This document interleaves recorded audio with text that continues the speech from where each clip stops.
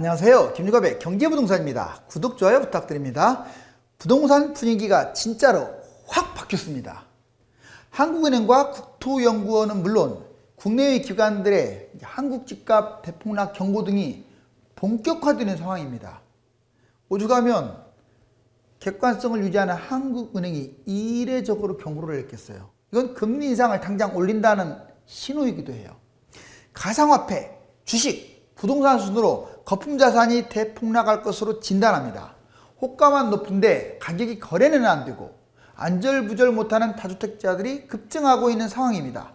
여름 불장이 예고된 줄 알았는데 부동산 경고를 통하여 당장 금리 인상이 단행된다면 무슨 일이 벌어질까요? 매물 안내는 02-501-7554, 유료 상담은 010-3999-8808입니다. 전화 주십시오. 자, 분위기 진짜 확 바뀌었습니다. 부동산 대폭락, 사방팔방심 난리예요. 이제 경고등이 켜진 거죠. 그전에는 조용했다가, 그래서 현 정부가 왜 이렇게 좀 달라졌을까 했는데 연착륙 쪽으로 지금 가닥을 잡아가고 있는 것 같아요. 여기 보시면 아주 시뻘겋네요. 여기 아파트들이 보이죠. 그동안에 뛰기만 했던 이 불장, 이제 폭탄 돌리기, 바로 이제 무주택들이 좀 희망을 갖는 그런 세상이 또 돌아올 것 같습니다. 먼저 첫 소식, 한국은행 집값 폭락 경고를 한번 볼까요? 자산 거품이 경제위기 수준, 즉 뭔 말이냐, 지금 현재의 자산 거품, 즉 부동산 중심이고 그 다음에 주식이라든가 이런 것들 거품이 과거에 외환위기, 경제위기 수준 뺨친다 이거예요. 결국은 이걸로 인해서 집값 대폭락, 어떻게 된 게 한국은행이 폭락이라는 말을 써요. 이거 잘 안 쓰거든요. 이례적이에요. 그 다음에 금융 취약성 지수가 58.9로서 경제위기 근처까지 근접했다고 말하고 있어요. 이전에 1997년 IMF 때 100이었잖아요. 그리고 미국발 금융위기 때 대략 한 60, 70 정도에 나면 이제 58.9. 여기서 10 올라가는 건 금방이거든요. 부채 위험 경고, 종합부채, 자, 가계, 기업, 정부 부채 합해서 500조를 돌파했습니다. 정말 엄청나죠? 가계 부채, 집값, 특히 여기서 이제 양의 크고 많음보다 내막을 보면 가계 부채가 제일 심각해요. 이 가계 부채 때문에 집값 폭락이 이어질 가능성이 커요. 하락이라고 하는 사람들이 이제 별로 없어요. 너무 뛰었기 때문에. 자영업자, 한계 기업 이런 말 들어봤죠? 자, 자영업자 대출이 무려 88% 증가. 왜 증가했겠어요? 장사가 안 되니까 증가한 거 아닙니까? 한계 기업은 뭐냐? 그냥 영업을 해도 손해만 보는 기업을 한계 기업인데 무려 10%나 증가하고 있어요. 30대 영끌 급증했습니다. 30대는 아직 돈이, 자본금이 다른 연령대에 비해서 돈이 많지가 않아요. 수입은 높을지 몰라도. 3년간 30에서 40%대에 계속 아파트를, 부동산을 매입을 해왔어요. 1위죠, 1위. 3, 4년 동안. 자, 폭락장 최대 위기를 맞을 가능성이 커요. 그런가 하면 국토연구원은 집값 전국적으로 버블이 심각하다. 그 위험도가 무려 2에서 4배까지 이른다라고 경고했어요. 이제 하나씩 보자고요. 8년 폭등. 자, 지금 집값이 8년 동안 폭등했고 무려 서울 기준으로 250% 폭등했습니다. 4억짜리가 10억대로 올라섰다 이거예요. 그러면 이제 두 번째 단계, 이제 금리 인상을 전격적으로 단행할 가능성이 크겠죠. 이게 단계별로 계속 일회성이 아니라 여러 번 아마 기준금리를 인상할 거예요.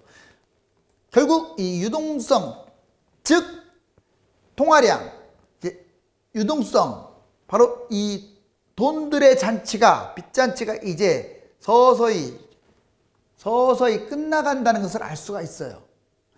만약에 이 유동성이 이제 문제가 돼버리면 이제 국내외 경제적으로 엄청난 충격을 받을 겁니다. 그렇다고 계속 저금리로 갈 수만은 없잖아요. 국내든 국외든 충격을 받는 순간 이제 가장 먼저 시동을 거는 게 이 사람들이에요. 다주택자, 갭 투자자, 영끌 매입자, 이 세 개 계층이 부담을 느껴서, 자, 어떤 현상이 벌어지냐? 매물 폭탄, 공급 폭탄, 매물을 막 쏟아낼 거예요. 거의 1000만 채에 육박한다고 그랬잖아요. 공급까지 포함해서. 특히 이 공급이라는 것은 지금 올 당장 7월달 사전 예약부터 시작을 해서 2022, 2023, 2024 여러분들 3기 신도시, 추가 신도시 택지지구 딱 지도 보세요. 30군데가 넘어요. 2기 신도시, 1기 신도시 합친 것보다 훨씬 많아요. 1인 가구는 증가하고 있는데 이 매물 폭탄에 공급 폭탄까지 더해지면 자 이제 부동산 대폭락은 기정사실이겠죠.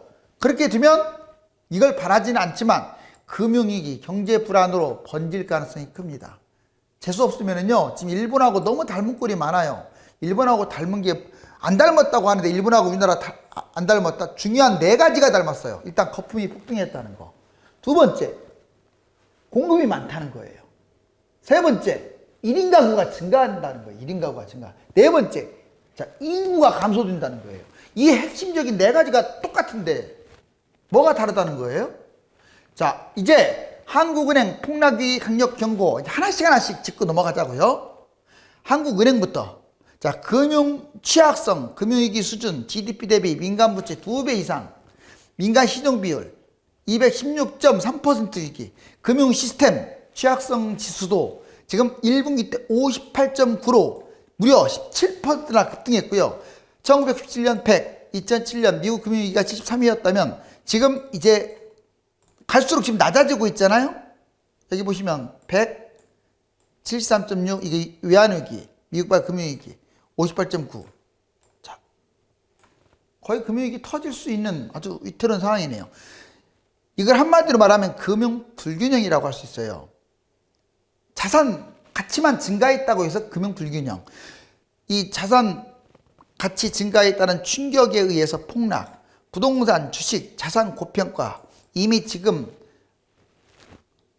가상화폐는 지금 아주 심각한 국면에 접어들었고 이제 주식, 부동산이 그 뒤를 이어갈 것으로 보여져요. 주식 투자 좀 조심해야 할 때가 됐죠. 여기 오른쪽 금융 취약성 지수를 FVI라고 하는데 실질적으로 얼마나 위험한지 여기 보여주고 있습니다. 여기 보면 엄청나게 치고 올라갔죠. 2012년부터.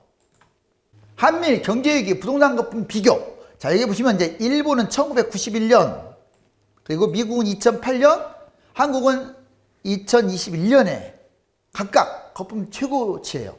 자, 일본은 장기적 경제위기라고 할 수 있고 미국은 가계부채발 글로벌 경제 금융위기를 일으킨 곳이고 우리나라는 아직 경제위기가 아닙니다. 일본 91년에 꼭점 찍고 쭉 내려가고 지금 잃어버린 30년. 미국은 2008년에 고점 찍고 쭉 거품 폭락한 다음에 최근에 이제 회복 중이고. 자, 우리나라는 지금 현재 여기에요. 아마 계속 지금 뛰고 있는데 나중에 추락하게 되면 이렇게 떨어지겠죠. 이제 우리나라는 이렇게 이때 떨어진 적도 있지만 다른 나라에 비한다면 하락폭이 거의 눈에 안 보이잖아요. 자, 이제 이 오른쪽도 일본 91년에 이렇게 고점을 찍었죠. 일본 쭉 떨어져 갖고 잃어버린 30년. 자, 그다음에 미국 2008년 미국 여기 일본보다는 낮지만 거품이 꺼지면서 쭉 했다가 지금 올라가는 중. 한국 자, 여기서 이렇게 쭉 올라가고 있죠. 그래서 2021년 현재 여기입니다. 미국은 이미 추월했어요. 일본 옛날에 고점에 지금 바짝 다가서고 있어요. 이거 보시면 우리나라 거품이 얼마나 큰지. 자, 그 다음에 국토연구계 전국 버블 현황. 지금 서울, 경기, 광역시 모두 다 버블 위험이다. 어느 특정 지역이 위험하다는 게 아니에요. 버블 위험도 2배에서 4배 수준입니다. 보통 이 지수로 0.5면 0.5까지를 그냥 평상시로 보는데 0에서 0, 마이너스 0.5 플러스 0.5를 평상시로 보는데 이게 막 1%, 1에서 2까지로 넘어왔어요. 그러니까 2배에서 4배 수준인 거야. 종합 가치보다 집값 가치의 거품이 더 커요. 자, 이제 전체 가격 버블 지수 그 순위를 한번 볼까요? 전체적으로 봤을 때 어디가 제일 심하냐? 세종이 1등입니다. 세종은 폭락하면 대폭락이에요. 그 다음에 서울이에요. 그 다음에 경기도고, 그 다음에 대구고. 이거 뭐 앞서거니 뒤서거니 광역시. 쉽게 말하면 이곳은 다 위험합니다. 광역시까지. 그런데 그럼 누가 이 중에서도 더 위험하냐? 비싼 것들이 위험한 거예요. 여기에서도 이 도시가 다 위험하다는 것은 특히 비싼 것일수록 폭락하겠죠. 그 다음에 2021년 올해 1분기만 본다면 누가 제일 위험하냐? 대전, 세종, 경기, 서울, 광역시 순입니다. 여기 보시면 자, 다 여기 고평가 서울, 경기도, 이제 이번에 1분기 것만 평가를 할게요. 버블 위험, 인천 고평가, 부산 고평가, 대구 고평가, 광주 고평가, 대전 버블 위험, 세종 버블 위험 이렇게 나눌 수 있고 지도상으로 또 이렇게 자 광역시와 수도권이 딱 주황색으로 되어 있죠. 자 이제 서울 부동산 버블 지역별로 매매 한번 가격 거품 가격 추이를 보자고요. 이게 예전에 버블 세븐인데 지금 현재 이때 164.8이면 184.5.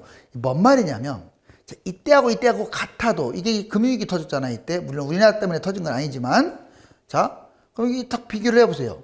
이게 같아도 버블인데 훨씬 높아요. 이거 소득 이런 거 다 따져서 이렇게 올라간 겁니다. 이만큼이나 거품이 더 셌다는 거예요. 이때보다. 얼마나 심각한지 알겠죠. 그리고 주택 종류별로 보면 특히 강남이 이렇게 아주 심각하고 지방 도시도 심각해요. 서울이나 강남이 이런 모습이 딱 제일 심합니다. 광역시도 만만치 않아요. 그런데 이제 강북 연립 뭐 이렇게 연립은 정말 안 올랐네요. 연립. 근데 안 올라갔다고 해서 좋은 거 아니에요. 요즘 막 여러분들 빌라 이런 거 사재기 하는데 얘는 올라가지도 않고 팔리지도 않는데 이거 잡으면 인생 끝장인 거예요. 네, 하락장에 다 놓치니까 이거 잡지 마세요. 자 이제 거품 가계부채 세계 최고 수준 아주 심각합니다. 거품 가계부채 심각. 집값 거품 세계 최고 수준인데 서울 도심이 2위, 서울 5위, 전국 15위. 엄청나죠? 증가 속도는 세계 1위입니다. 두 번째, 종합부채도 역시 세계 최고 수준이에요. GDP 대비 278조로 5천조, 가계는 2045조, 기업 181조, 정부 860조. 특히 이 가계부채가 제일 위험해요. 100.6%로 증가율이 세계 1위입니다. 여기 보시면 한경연 GDP 대비 부채 비율 증가폭 OECD 2위, 가계는 1위라고 써있죠. 한국 278, 종합적으로 다른 나라를 압도하고 있어요. 그 다음에 5천조 돌파한 3대 경제주체 빚을 봤더니 자 가계 2045, 기업 2181, 정부 860. 정부 부채도 엄청나게 늘어나고 있죠. 합쳐갖고 5천조가 넘어요 지금 빚이. 그럼 이게 얼마가 많은지 여기를 보시면 알겠죠. 이제 세계 주요 도시 도심 아파트가 비교했더니 서울이 2021년 현재 89.7% 상승해갖고 홍콩 다음으로 2위입니다. 베이징, 뉴욕, 싱가포르도 제꼈어요. 어떻게든 이제 도시국가인. 도쿄, 웬만한 유력국가, 웬만한 뭐 개발도상국가 다 제꼈어요. 한경연, GDP 대비 부채 비율 OECD 2위. 여기 보면 100.6, 한국 100.6으로 영국, 미국, 일본, 유로존, 중국은 비교도 안 되죠. 자, 금융위기 이제 자영업자 한계기업 금융위기 수준까지 부실 위험이 있다. 아마 금융위기가 터진다면 이제 약한 부분부터 터지는데 특히 여기가 문제가 될 거예요. 이제 크게 세 방향인데 하나는 자영업자, 하나는 한계기업, 하나는 영끌 매입입니다. 자영업자 대출 10에서 18% 증가, 1년 전보다 18.8이나 증가했고 무려 831조 원이에요. 천문학적이죠. 코로나 이전에 71만 명이었는데 무려 88%나 거의 배 가까이 증가했다는 건 아주 위험한 거예요. 국내 기업 중에 한계기업 증가, 영업으로 이자도 감당 못하는 기업을 한계기업이라고 하는데 4년간 무려 10.8%가 증가했어요. 더군다나 영끌 한계기업, 자 악성 대출 증가, 소득 추월, 부실 대출 37조나 폭탄. 보시면 빚싸이고 자산 과열, 한국은행 금융위기 정말로 심각하죠. 700조에서 831조, 10.0에서 18.8조로 해마다 이렇게 증가하고 있어요. 국내 전체 기업 중 한계기업, 빚도 못 갚는 한계기업이 29.4에서 39.7로 2020년 기하급수적으로 증가했습니다. 이 한계기업은 영업이익으로 이자 비용도 감당 못한다. 아주 위험하다 이 말이죠. 자, 금융 불균형, 실물 경제 관계, 아파트 고평가 지수를 한번 골고루 보면 자 이제 금융 불균형 누적됐다는 뜻인데 자 위험 선호, 지금 위험 자산 선호, 즉 주식이라든가 가상화폐라든가 부동산도 약간 포함돼요. 이런 것들이 위험 자산인 거예요. 안전 자산이 아닙니다. 이것들이 자산 가격이 급등을 해버렸어요. 그러다 보니까 경제 주체의 레버리지가 확대, 빚이 확대될 수밖에 없죠. 결국 대내외적 충격이 발생되면 이렇게 돼요. 금융 불균형 조정, 자산 가격이 급락하고 부채, 딜 레버리징이 생기고 신용 공급 축소, 실물 경기가 악화되면 가계 소비 위축, 기업 투자 감소, 금융 중개기능 약화, 그래서 경제 위기가 발생하는 거예요. 자, 한국은행 아파트 고평가됐다고 누차례. 여기 한국은행에서 말하면 호주, 캐나다, 프랑스, 독일, 일본, 영국, 미국, 이탈리아, 스페인, 벨기에, 네덜란드 주요 국가 다 나왔네요. 110도 못 넘기네요. 여기 이 수준이네요. 어떤 데는 마이너스네요. 호주나 일본은. 우리나라 보세요. 아주 지금 PIR 규모, 소득 대비 주택가격 비율이 압도적이죠. 자, 이제 영끌, 비투, 폭락위기, 부동산 폭락장 위험군. 만약에 하락장이 오면 누가 위험하냐? 여러 차례 말했지만 다주택자, 본인이 다주택자인 경우 진짜 지금 신경 써야 돼요. 특히 갭 투자를 많이 한 다주택자, 특히 아파트를 많이 갖고 있는 다주택자들. 자, 그 다음에 임대주택 사업자도 똑같습니다. 임대주택 사업자 폭삭 망할 수가 있어요.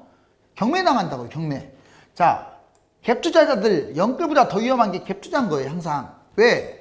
영끌은 버티면 되지만 갭 투자는 못 버텨요. 전세값이 떨어지니까 돌려막기를 못 한단 말이에요. 자, 그 다음에 영끌. 자, 30대 영끌 19년부터 3년 1위입니다. 지금 3년간 매입이 평균 30에서 40%를 계속 유지하고 있어요.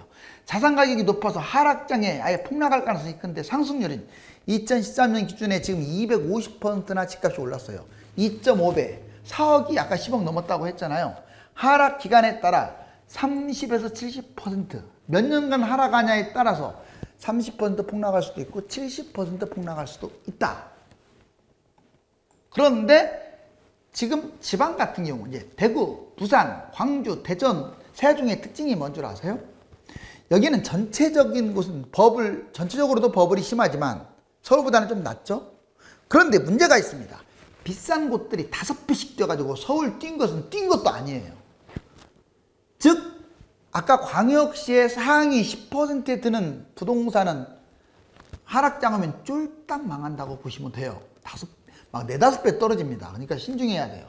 3040 영끌 빗주의 서울 재건축 요즘 계속 폭탄 돌리기로 이 사람들이 지금도 매입을 하고 있어요. 여기 노원구, 서초구, 송파구, 강남, 마포구 이거 재건축이잖아요. 서울 평균보다 압도적으로 비율이 높은데 여기 3040 아파트 매입 비율 아직도 30대가 36.6%로 1등, 40대는 26.6%. 오히려 40대가 돈도 많은데 훨씬 압도하고 있죠. 30대가. 지금 뭐 살 거 있나요? 이렇게 많이 올랐는데? 서울은 기본적으로 다 웬만하면 10억이 넘어가는데 무슨 돈으로 이렇게 빚을 이해가 안 갑니다. 자산 가격 총지수가 높아서 부동산 큰 폭으로 하락할 수 있습니다. 이렇게 보시면 자 60에서 지금 91.7 자산 가격 거품이 전체적으로 엄청나게 무려 2년 만에 이렇게 뛴 거예요. 부동산이 제일 지금 많이 뛰었죠. 그 다음에 채권 올랐다 내렸다 하고 주식도 바닥에서 올라갔습니다. PIR 규모는 주식보다는 부동산이 훨씬 세요. 자, 하나 예를 들어볼게요. 역삼동에 있는 이편한 세상, 역삼 이편한 세상 2014년에 8억 8천대였던 게 여기 보세요. 일본 지도처럼 이렇게 층층이 올라가고 있어요. 얼마라고 써 있어요? 26.6억. 지금 강남은 8억짜리가 25억 안 넘은 게 없어요. 3억 이렇게 보시면 돼요. 3억짜리가 8억대. 거의 노원구 아파트들 보면 알겠죠. 그 다음에 4억짜리들이 한 11억대.